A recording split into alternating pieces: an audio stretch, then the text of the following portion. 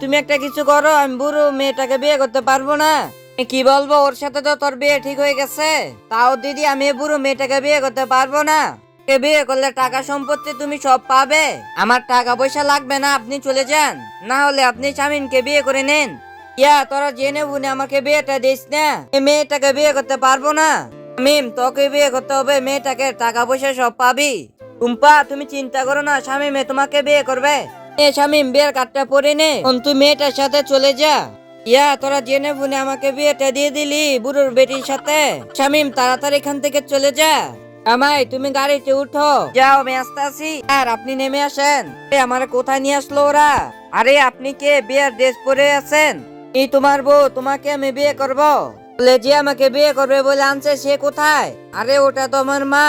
মা তো গেছে তোমাদেরকে পরীক্ষা করতে। আমরা চলে যাই, কাজী অফিসে বিয়ে করব। হ্যাঁ চলো।